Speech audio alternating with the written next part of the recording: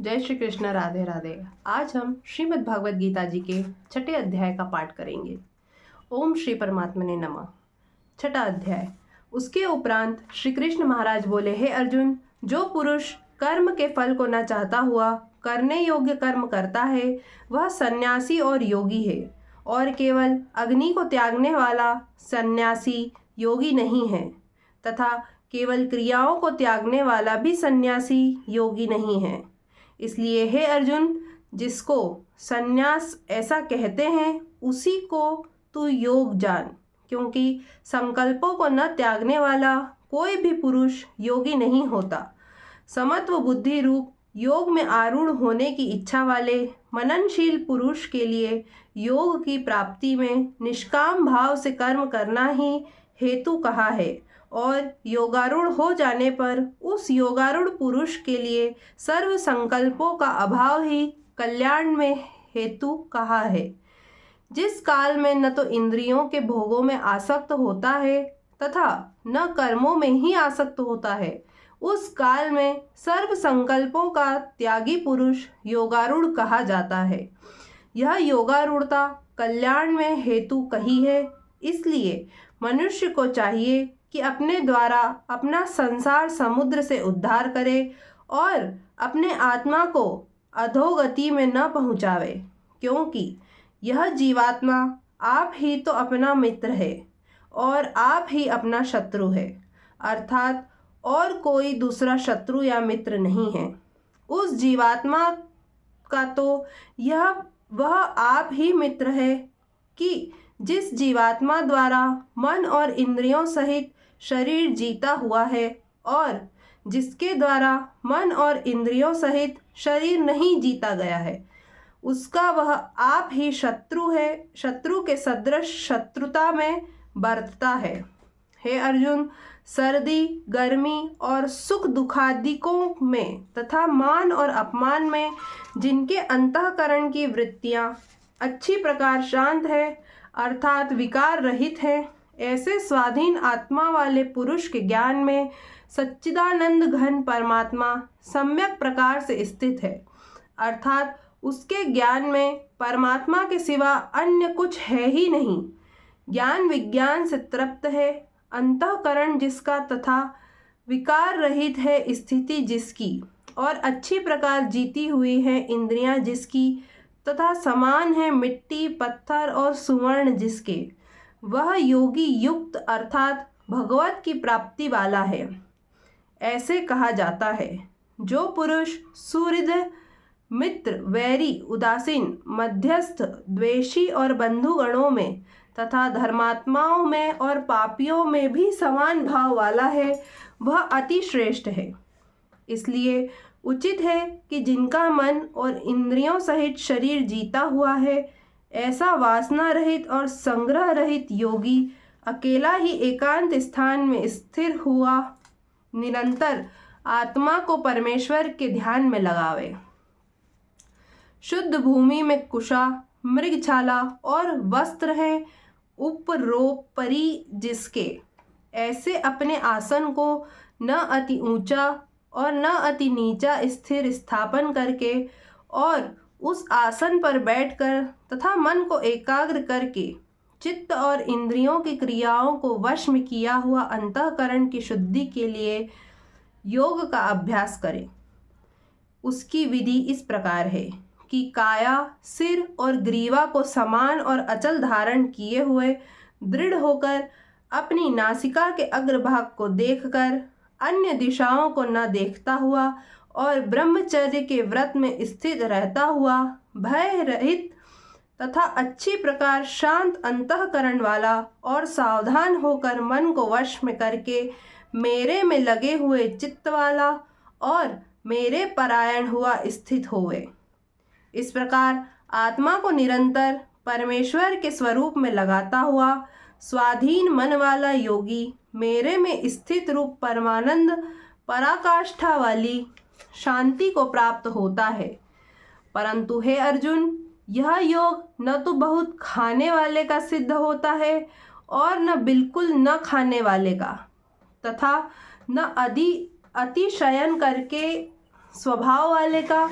और न अत्यंत जागने वाले का ही सिद्ध होता है।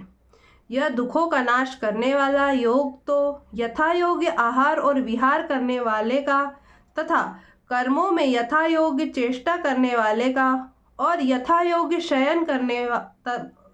तथा जागने वाले का ही सिद्ध होता है। इस प्रकार योग के अभ्यास से अत्यंत वश में किया हुआ चित्त जिस काल में परमात्मा में ही भली प्रकार स्थित हो जाता है, उस काल में संपूर्ण कामनाओं से स्पृहा रहित हुआ पुरुष योग युक्त ऐसा कहा जाता है। जिस प्रकार वायु रहित स्थान में स्थित दीपक चलायमान नहीं होता है, वैसे ही उपमा परमात्मा के ध्यान में लगे हुए योगी के जीते हुए चित्त की कही गई है। हे अर्जुन, जिस अवस्था में योग के अभ्यास से निरुद्ध हुआ चित्त उपराम हो जाता है, जिस अवस्था में परमेश्वर के ध्यान से शुद्ध हुई सूक्ष्म बुद्धि धारा परमात्मा को साक्षात करता हुआ सच्चिदानंद घन परमात्मा में ही संतुष्ट होता है तथा इंद्रियों से अतीत केवल शुद्ध हुई सूक्ष्म बुद्धि द्वारा ग्रहण करने योग्य जो अनंत आनंद है, उसको जिस अवस्था में अनुभव करता है और जिस अवस्था में स्थित हुआ यह योगी भगवत स्वरूप से नहीं चलायमान होता है और परमेश्वर की प्राप्ति रूप जिस लाभ को प्राप्त होकर उससे अधिक दूसरा कुछ भी लाभ नहीं मानता है और भगवत प्राप्ति रूप जिस अवस्था में स्थित हुआ योगी बड़े भारी दुख से भी चलायमान नहीं होता है, जो दुख रूप संसार के संयोग से रहित है तथा जिसका नाम योग है, उसको जानना चाहिए। वह योग न उकताए हुए चित्त से अर्थात तत्पर हुए चित्त से निश्चय पूर्वक करना कर्तव्य है। इसलिए मनुष्य को चाहिए कि संकल्प से उत्पन्न होने वाली संपूर्ण कामनाओं को निषेधता से अर्थात वासना और आसक्ति सहित त्याग कर और मन के द्वारा इंद्रियों के समुदाय को सब ओर से अच्छी प्रकार वश में करके क्रम से अभ्यास करता हुआ उपरामता को प्राप्त होवे तथा धैर्य युक्त बुद्धि द्वारा मन को परमात्मा में स्थित करके परमात्मा के सिवा और कुछ भी चिंतन न करे। परंतु जिसका मन वश में नहीं हुआ हो, उसको चाहिए कि यह स्थिर न रहने वाला और चंचल मन जिस जिस कारण से सांसारिक पदार्थों में विचरता है, उस से रोक कर बारंबार परमात्मा में ही निरोध करे। क्योंकि जिसका मन अच्छी प्रकार शांत है और जो पाप से रहित है और जिसका रजोगुण शांत हो गया है,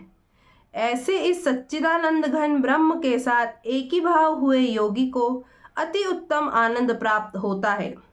वह पाप रहित योगी इस प्रकार निरंतर आत्मा को परमात्मा में लगाता हुआ सुखपूर्वक पर ब्रह्म परमात्मा की प्राप्ति रूप अनंत आनंद को अनुभव करता है। हे अर्जुन, सर्वव्यापी अनंत चेतन में एक ही भाव से स्थिति रूप योग से युक्त हुए आत्मा वाले तथा सब में समभाव से देखने वाला योगी आत्मा को संपूर्ण भूतों में बर्फ में जल के सदृश व्यापक देखता है और संपूर्ण भूतों को आत्मा में देखता है।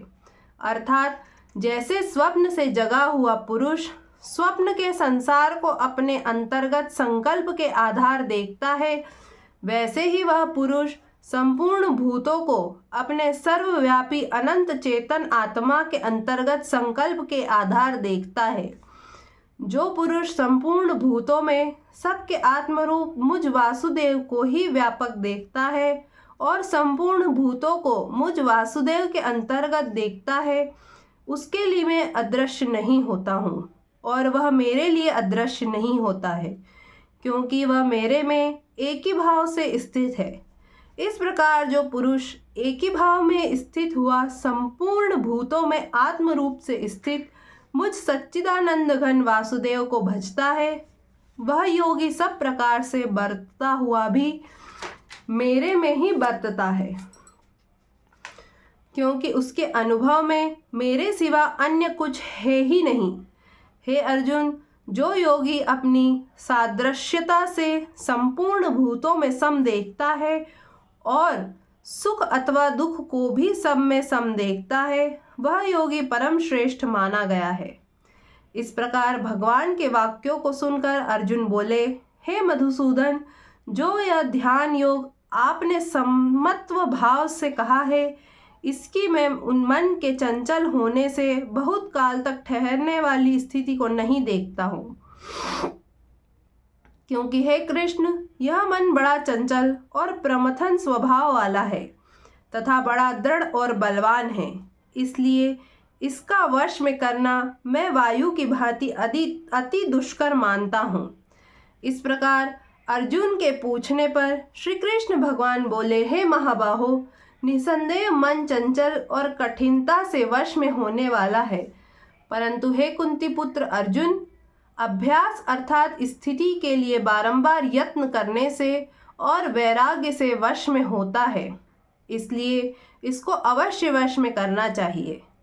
क्योंकि मन को वश में न करने वाले पुरुष द्वारा योग दुष्प्राय है,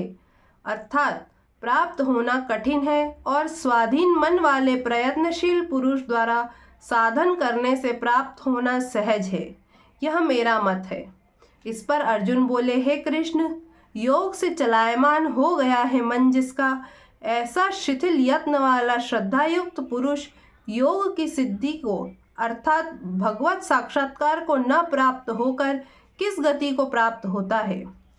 हे महाबाहो, क्या वह भगवत प्राप्ति के मार्ग में मोहित हुआ आश्रय रहित पुरुष छिन्न भिन्न बादल की भांति दोनों ओर से अर्थात भगवत प्राप्ति और सांसारिक भोगों से भ्रष्ट हुआ नष्ट तो नहीं हो जाता।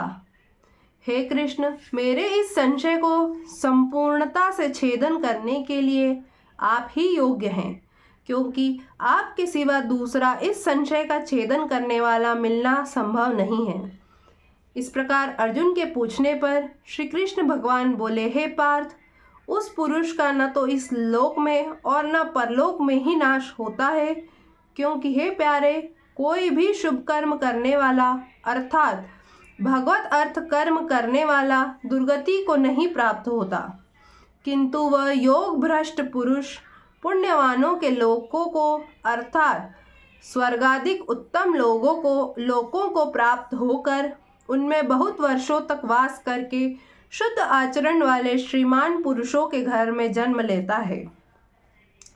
अथवा वैराग्यवान पुरुष उन लोकों में न जाकर ज्ञानवान योगियों के ही कुल में जन्म लेता है, परंतु इस प्रकार का जो यह जन्म है सो संसार में निस्संदेह अति दुर्लभ है। वह पुरुष वहाँ उस पहले शरीर में साधन किए हुए बुद्धि के संयोग को अर्थात समत्व बुद्धि योग के संस्कारों को अनायास ही प्राप्त हो जाता है, और हे कुरुनंदन, उसके प्रभाव से फिर अच्छी प्रकार भगवत प्राप्ति के निमित्त यत्न करता है। वह विषयों के वश में हुआ भी उस पहले के अभ्यास से ही निसंदेह भगवत की ओर आकर्षित किया जाता है, तथा समत्व बुद्धि रूप योग का जिज्ञासु भी वेद में कहे हुए सकाम कर्मों के फल को उल्लंघन कर जाता है। जबकि इस प्रकार मंद प्रयत्न करने वाला योगी भी परम गति को प्राप्त हो जाता है। तब क्या कहना है कि अनेक जन्मों से अंतःकरण की शुद्धि रूप सिद्धि को प्राप्त हुआ और अति प्रयत्न से अभ्यास करने वाला योगी संपूर्ण पापों से अच्छी प्रकार शुद्ध होकर उस साधन के प्रभाव से परम गति को प्राप्त होता है, अर्थात परमात्मा को प्राप्त होता है। क्योंकि योगी तपस्वियों से श्रेष्ठ है और शास्त्र के ज्ञान वालों से भी श्रेष्ठ माना गया है, तथा सकाम कर्म करने वालों से भी योगी श्रेष्ठ है। इससे हे अर्जुन, तू योगी हो। हे प्यारे, संपूर्ण योगियों में भी जो श्रद्धावान योगी मेरे में लगे हुए अंतरात्मा से मेरे को निरंतर भजता है, वह योगी मुझे परम श्रेष्ठ मान्य है। इति श्रीमद्भगवद गीता रूपी उपनिषद एवं ब्रह्म विद्या तथा योग शास्त्र विषयक श्री कृष्ण और अर्जुन के संवाद में आत्म संयम योग नामक छठा अध्याय समाप्त होता है। जय श्री कृष्ण। राधे राधे।